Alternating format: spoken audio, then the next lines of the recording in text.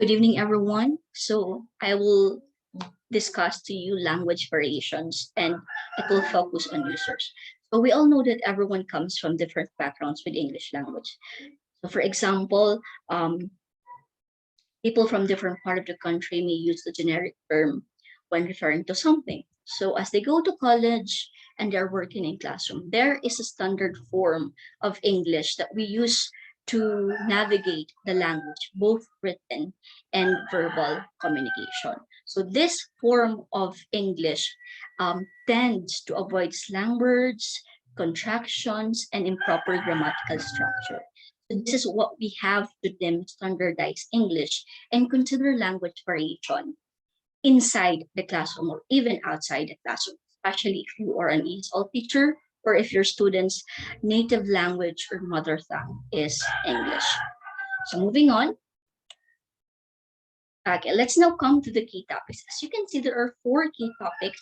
First, we have regional and social dialects. Number two is gender and age. Number three is ethnicity and social networks. And number four is language change. So major points will only be discussed in these four different key topics. Okay. Let's start.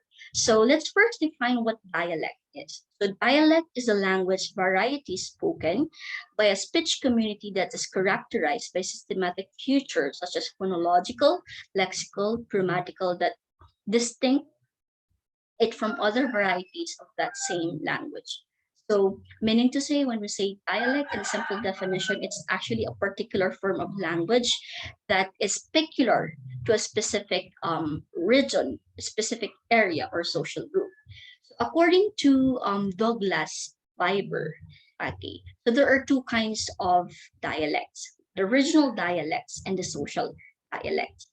So Douglas Biber is actually a current professor at the um, Applied Arizona, Northern Arizona University. So for him, there are two kinds of dialects. The regional dialects, which pertains to varieties associated with speakers living in a particular location, whereas social dialects are varieties of um, or varieties associated with speaker belonging to a given social demographic social. Okay, so with regards to dialect that I mentioned a while ago definition, examples of this is when a Northern American say hello, a Southern American might say howdy. So this is an example of differences of dialects. Okay, moving on. So let's now further discuss these two kinds of dialect. A regional dialect is a distinct form of language spoken in a particular geographical area, also known as regiolect or topolect. So other terms for regional dialect are regiolect and topolect. Regional dialect is a variety of language that is spoken in a geographical area for many hundred years, as seen in differences in pronunciations and the choices in form of the word and syntax. So regional dialect is not a distinct language. It's actually a variety of language that is spoken in a region, in a particular area of a country. So somehow regional dialect is what separates people to an extent. So one region speaks this way and another region speaks that way.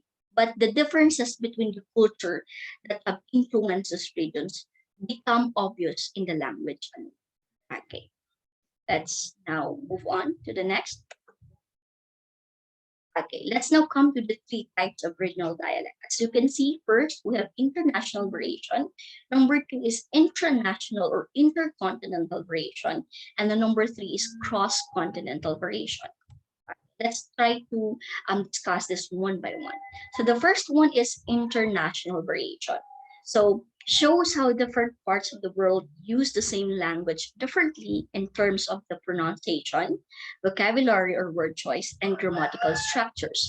So meaning to say international variation, some of the factors to consider are pronunciation, grammatical structure, word choice that somehow makes them different from one another, but almost similar or almost the same. For example, with regards to pronunciation, so when New Zealanders pronounces words like bad and dad, the British might hear it as bed and dead, respectively. Okay. With regards to vocabulary or word choice, The word single parents is used by British to represent a man or woman who are raising a family or children on their own without the existence of the other partner. Australians call it as sole parents, or I mean, the solo parents call it by the New Zealanders.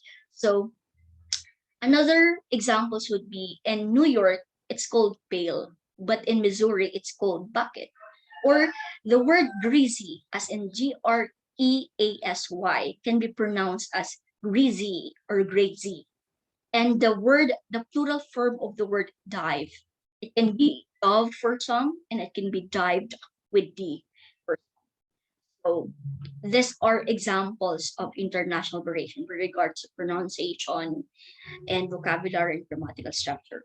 And moreover, usually American and British English have always been compared with regards to this. Okay, somehow it has something to do with internal variation. For example, the word matter. In British, it's pronounced as matter, but in American, it's pronounced as matter. Okay. It's aeroplane in British, but it's in American, it's airplane. It's holiday in British, but it's vacation in American. So these are great or good examples of internal variation. Okay, moving on. Okay, what about with regards to grammar? So for example, as you can see here, you can see there the differences between the American and British with regards to grammar. So do you have a watch? So American would say, do you have a watch? But British would say, have you got a cigarette? So from that, you would see a difference between the vocabulary because much in American, but British, it's cigarette. And the way it is constructed or the grammar, okay, she has gotten used to the noise. Well, American would say that, but in British, she's got used to the noise. Kind of different in the arrangement, in the grammar, of course. Another example is he dove in head first in American, but in British, he dived in head first. This is what I'm saying a while ago, that the plural form of the word dive can be dove in American, but in British, it is dive with D. Okay, moving on. Let's now come to the international or intercontinental variation. So the word intra indicates within country or continent. Therefore, we are talking about not just different accents, but with dialect differences within a country.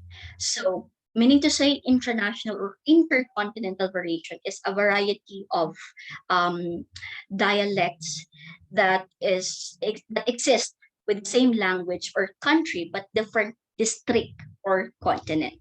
So for example, just like Terengganoans in Malaysia omits the R in almost every word that has R and tends to replace it with W. So when the word has R, they try it to delete that R and replace that with W's. For example, the word rumah. So you have to omit the R, it becomes uma, and you have to replace it with W, so it becomes wuma. Or another is the word orang.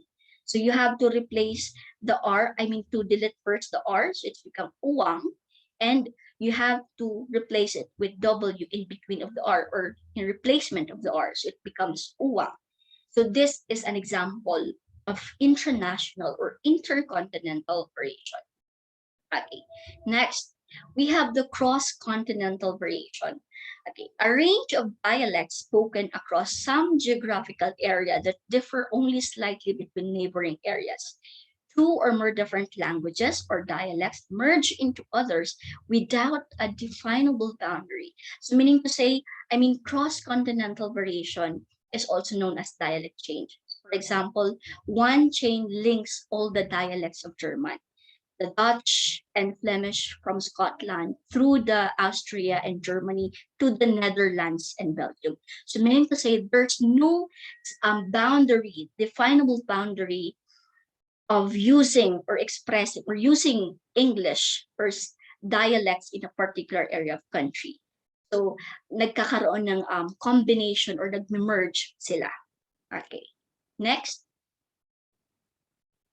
Okay, let's now come to the standard versus non-standard. I know this is one of the most common topics that we have heard, but let's again discuss this. So standard is typically used by political leaders, upper classes in the media, and taught in schools. So it's considered the dominant or prestige dialect. Correct, it's proper, and it's better. While non-standard is sometimes known as vernacular. So it's any dialect not perceived as standard. So it's substandard, incorrect, or improper. So standard is defined by its use of proper spelling, punctuation, grammar, and its use in more formal and professional settings. While non-standard is an informal version of English, it usually connotes or it usually entails slang and colloquial words, and it cannot be used in more formal and professional settings. Moving on, so let's now come to the social dialect. So social dialect is a variety of language that reflects on social variations in language use according to certain factors related to the social group of the speaker, such as education, occupation, income, level, etc. It is also known as sociolect. So other term for social dialect is sociolect. According to Peter Trudgell, sociolect is a variety of which is thought of as being related to its speaker's social background rather than geographical background. So in simple definition, when we say social dialects, a variety of language that is used by a particular social group. So there are several factors to consider with regards to social positions such as the income, the occupation, the cultural backgrounds, the place of residence, the race, the origin, etc. Okay, let's now come to the two kinds of sociolect. The following are the several kinds of sociolect. First, the acrolect. This is a social dialect that is considered to be higher or more prestigious than others. For example, the Javanese with Kromo dialect is considered to be in higher level than Ngoko dialect, while the Basilic, it refers to the social dialect that is considered to be lower or less prestigious than others. So, meaning to say, acrolect is the most prestigious or the highest dialect or variety of a particular language, whereas Basilect is a less prestigious or the lowest dialect or a variety of a particular language. Next, okay, social dialects. We are still in the social dialect. So accent may indicate social status. In Edinburgh, lower working class people pronounce home as him, while lower middle class people pronounce it as home. And structure may also indicate social status.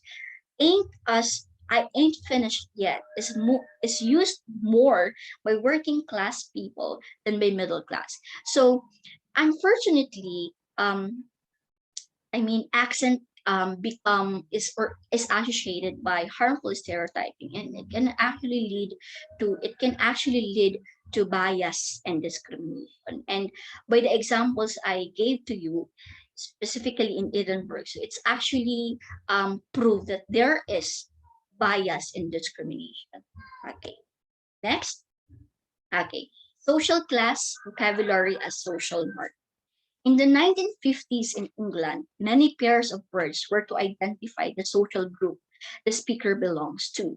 The word either placed the speaker in the upper class speakers or the non-upper class speaker.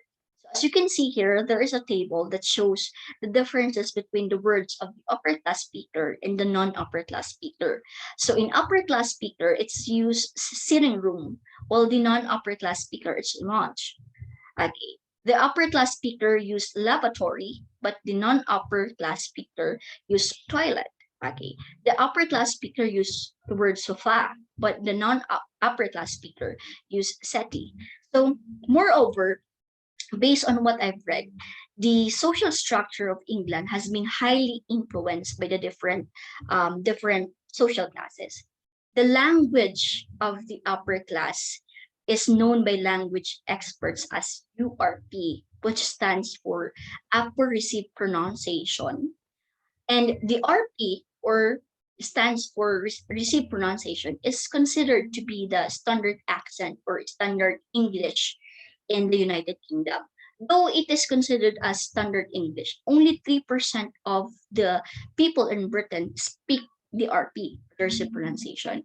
And the famous speakers of the RP are the Royal British Family, David Cameron, and of course the Prime Minister of the United Kingdom. So you might also heard some of different accents or dialects in England or in the United Kingdom, I mean. So you might heard the Scouse accent, the Cockney accent, and the Posh, as in Posh accent. Sorry, I wasn't able to include it here. So the Scouse accent is actually the what do you call that?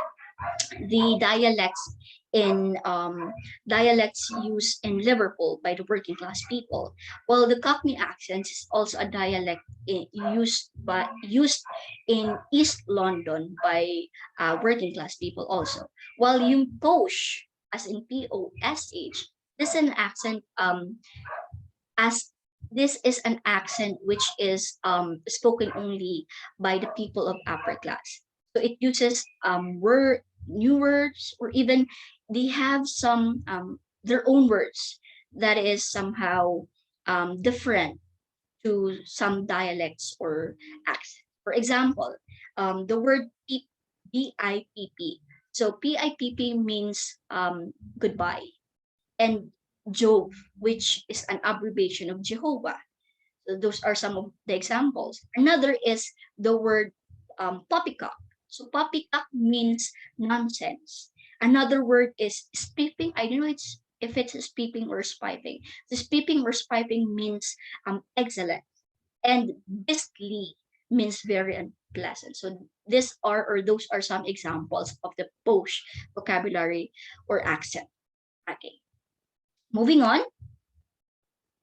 Okay.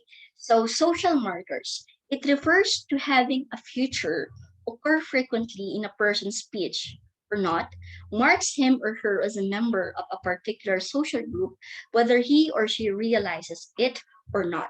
So social markers in language and speech are cues conveyed through verbal and nonverbal means that serve to identify which group they belong. So for example, the final G dropping in words marks as less education and lower social status, such as drinking, sitting, playing. So if you tend to use these words, if you emit the G, so meaning to say it marks you as a less educated person or you belong to a lower social status. Another example is the dropping of initial H is associated with less education and lower social status. For example, I am so hungry, I could eat an orange, diba? They literally omit the H letter or the initial H in those words. So meaning when you try to speak that way, meaning to say you are less educated or you will be marked as less educated person or people and you belong to a lower social status. Okay, moving on. Let's now come to gender and age. As you can see, there are 6 subtopics that we have to discuss under this lesson. So first, gender exclusive speech differences, gender preferential speech features. Next is gender and social class. Next is explanation of women's linguistic behavior. Next is age-graded future speech. And next is last is age and social dialect data. Okay, let's now discuss the gender and sex, which is most appropriate to use. Is it gender and sex with regards to social linguistics? So let's find out. So sex has come to refer to categories distinguished by biological characteristics. Then we use the term gender. Okay. While gender is more appropriate for distinguishing people on the basis of their social cultural behavior, including speech. So it is um, very clear that we have to prefer to use gender over sex. Okay. Next. Okay, we have now come now to gender exclusive speech differences. So generally in social linguistics, it actually indicates that um, There are speech varieties used by men and women in some societies, and in some societies, a man and woman cannot speak the language of other gender. Okay. For that reason, varieties are considered to be as gender exclusive. Okay. As you can see, there are examples. First example, Amazonian men and women speak different languages. Example number two, in Yana, a North American Indian language, men and women use forms of words. And number three, in Japanese, men and women use different words. So it's very clear, again, that there is really a differences in the words that they use with regards to gender. So the women use other words while the men also use another words or another vocabulary. Okay, let's find out more about this. So here is a more concrete example of gender exclusive speech differences. So in Gros Ventre or Amerindian tribe in Montana, so there is a sort of you can see here the differences with regards to pronunciation. For example, so the word bread, so the woman would say is jacha, that's the women's form, while in men it's dacha. Okay, that's men's form. Kacha in women's form, but in men's form it's dacha. Okay. In Bengali naman in India, so women uses the initial L, while men uses the initial N. And in Yana, which is an extant Amerindian language, so words used by men are longer than the same words used by women. So you could see here that there is really a sort of differences in the language, in the vocabulary that they are using. Okay. Next, so let's now come to gender preferential speech features. Instead of using completely different forms of language in highly structured communities, men and women in urban communities use different quantities or frequencies of the same forms. So speech styles of women and men vary in frequencies by which they employ, particularly in linguistic alternatives. So for example here, the H dropping, or you literally omit or disregard the H. The ing is used particularly by women, while in men it's in. So they literally also omit or drop the G. In Sydney, Australia, words like thing more may be pronounced with initial F more frequently than men. So instead of saying thing, so men would pronounce it as thing. Okay. So that's their way of saying that. In Montreal French, men delete L more than women in some phrases. So that's gender preferential speech features.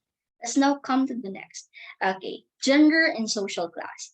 In every social class, men use more vernacular forms than women.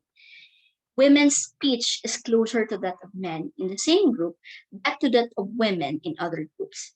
Therefore, class membership seems to be more important than gender identity. And across all social groups, women generally use more standard forms than men, who use more vernacular forms.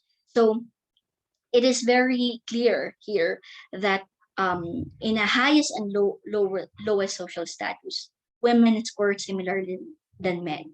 And social status appears to be more important than gender identity. And vernacular forms are more frequently used by men, while women uses or women use the standard form, standard English. Next. Okay, so as you can see, I have your example with regards to pronunciation. So in Norwich, the words walking, speaking, talking. So men would use the vernacular. So instead of saying walking, they would say walking, speaking, and talking. So that's the men who uses this vernacular, while women use the standard. So they would say walking, speaking, and talking. Okay, next. Okay, Grammar, with regards to grammar and about multiple negation. So based on what I've read, almost 32% of men uses multiple negation, while only 1% of women may use multiple negations. For example, so I don't know nothing about it. So this is very vernacular and I mean a non-standard because it's actually connote. I mean it has double negative, don't and nothing. While women would say, I don't know anything about it. So somehow the second one, which the women use or say, would be better. It's somehow standard in a standard form. Okay. Next. Okay. And vocabulary, with regards to vocabulary. So you could see here the differences in Japanese, the vocabulary differences in Japanese. So for example, the word water, okay, men would say that as mizu, while women would say that as uhiya. Okay. The word stomach, men would say that as hara, but women would say that as unaka. The word delicious, men would say that as umay, while women would say that as uisi. And the last example, the word eat, men would say that as cool and women would say that as tabiru. This is these are an example of the vocabulary differences with regards to gender and age. Okay, moving on. Let's now come to the social status explanation. So women use more standard speech forms than than men, I mean, because they want to claim social status, especially those who do not have paid employment. So women are more status conscious than men. So they use the standard form because women believe that standard form or through using standard form, it actually associated with higher social status. That's why they prefer to use the standard form. Okay. Women's role as guardian of society's values. The society tends to expect better behavior from women than from men. Therefore, they serve as a role model for children's speech. So women are expected to speak the standard variety. But there are some instances that they try to disregard or not consider the standard variety or forms, especially if it's the mother and child conversation. So in my first report, I mentioned the mother is. Diba? Usually in the mother is, there is actually a different um, form of language that is created by a mother and a baby. Okay. And also the examples, the child directed speech or the CDS. I also mentioned that in my first report. So somehow it has something to do with the women's role as guardian of society's values because when there is already an involvement of children, we tend to change our language, our way of speaking, because we consider our listeners, our respondent. Okay. Next. Okay. Subordinate group must be polite. So women as subordinate group must speak carefully and politely and therefore tend to use more standard forms. Okay. Vernacular forms express machismo. So why do you think men would always or frequently use vernacular than standard form? So this is the reason. Men prefer vernacular forms because they carry macho connotations of masculinity and toughness. So, yeah, I now know that this is the reason why men would prefer to use vernacular forms over standard. Next, explanation of women's linguistic behavior. How are women categorized? Researchers in early social dialect studies often use the women's husband occupation as their major criterion. So because of this, there is a miscategorization that happened or occurred, and that explained the speech behavior of the women. Next, okay, let's now come to age-graded figures of speech. So there are three. With regards to the first one, the pitch of the voices. Number one, the pitch of the women's and men's voice differences develop at puberty. We all know that when we reach the stage of puberty, we tend to change our we have these changes with regards to our voice, okay, especially to our pitch, okay. But there is an exemption. Some women's natural speaking pitch is deeper than that of some women. So I know some women who speak this way, who have a natural speaking pitch that is deeper than men. Okay. Number two is swear word vocabulary. So generally speaking, teenagers use swear words more often. So maybe when we were on teenagers, or the teenagers now would actually use or swear words. Okay. Next, adult men restrict swearing largely to all male settings. So I guess the reason why adult men would refrain from using, or yeah, from using swear words, because they already in that maturity stage. Okay, next, females reduce swearing in all settings as they move into, meaning to say, as the women also matured, as women matured, they also refrained from using swear words. And the last one, slang. So that is linguistic prerogative of young people. So we can actually use slang based on the settings. So if we are in an informal setting, I think we can use slang. But if we are in the formal setting, so in a, especially in a professional setting, I think it is advisable that we use standard forms. Okay. Next, okay, the age and social dialect data.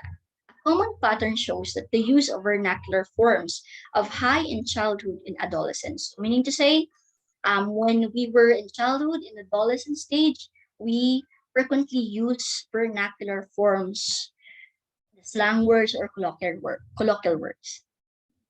The usage steadily reduces as people approach middle age, when social pressures to conform are greatest. So when we reach the middle age, we tend to avoid vernacular forms because we are afraid of the social pressures that we have. The next, vernacular usage gradually increases again in old age as social pressures reduce. Okay, so when we reach also the old age, we tend to lessen the use of standard, and we now again um, tend to use the vernacular forms or vernacular variety of language because there is no already social pressure. Okay. Other, I mean, the next following topic will be discussed in another Zoom meeting. Thank you, everyone. And I will discuss the following topics in my next Zoom meeting. Thank you. And I hope you learn from this video presentation.